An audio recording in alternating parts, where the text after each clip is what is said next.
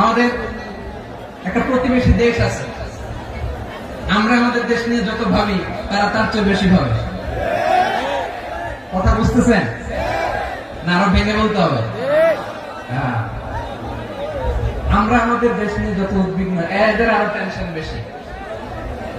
বলেন, আমাদের দেশে শান্তি আছে না নাই? আমরা হিন্দু মুসলিমে কখনো দাঙ্গা লাগে? আসতে বলেন কেন লাগে? ওদের পূজা পর্বণে আমাদের মাদ্রাসার ছেলেরা যে পাহারা দেয়, চিল্লায় বলেন ঠিক কিনা? আমাদের তাফসীর মাহফিলের সময় ওরা ডিস্টার্ব করে, বলবা যায় না। ওদের পূজা পর্বণের সময় আমাদের তাফসীর মাহফিলের ডেট হলে আমরা চেঞ্জ করে দেই। সুবহানাল্লাহ, কি সাম্প্রদায়িক সম্প্রীতির রোল মডেল। আর ওই বাংলাদেশের ব্যাপারে তারা অনেক ডিস ইনফরমেশন ছড়াচ্ছিল।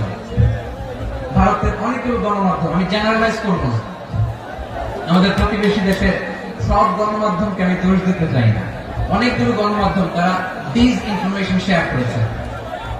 ডিস ইনফরমেশন আর মিস ইনফরমেশনের পার্থক্য আছে। মিস ইনফরমেশন না জেনে ভুল বুঝে একটা মিথ্যা বা ভুল তথ্য ছড়িয়ে দেয়, এটা ক্ষমা আছে, এটা কি আছে।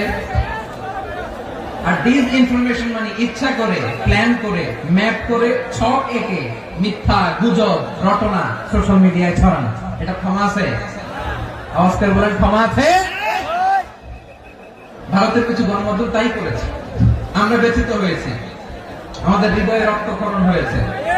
আমাদের প্রতিবেশী দেশকে বলতে চাই, আমাদের দেশ নিয়ে আপনাদের ভাবার দরকার নাই, নিজের চরকায় তেল দেন, নিজের দেশ নিয়ে ভাবেন। গত মাসের ভয়েস অফ আমেরিকার রিপোর্ট, বাংলাদেশে সংখ্যালঘু জনগোষ্ঠী আগের চেয়ে বেশি নিরাপত্তা পাচ্ছে। Report voice of America, Muslim report নাকি? মুসলিম জরিপ, ভয়েস অফ আমেরিকা। কথা বুঝে নাই বোধ হয়। ভয়েস অফ আমেরিকা কি আমাদের রিপোর্ট না? ভয়েস অফ আমেরিকার জরিপ, বাংলাদেশের সংখ্যালঘু জনগোষ্ঠী আগের চেয়ে ভালো নিরাপত্তা পাচ্ছে।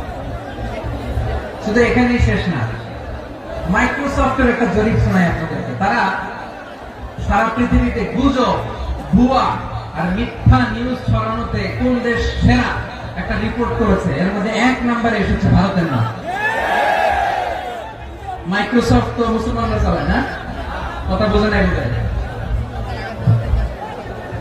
প্রতিবেশী দেশকে বলবো, আপনারা নিজের চরকায় তেল দেন, আপনারাও শান্তিতে থাকেন, আমাদেরকেও শান্তিতে থাকতে দেন। সব চেঞ্জ করা যায়, প্রতিবেশী চেঞ্জ করা যায় না। আমাদের ল্যান্ড তাদের ল্যান্ড, পাশাপাশি।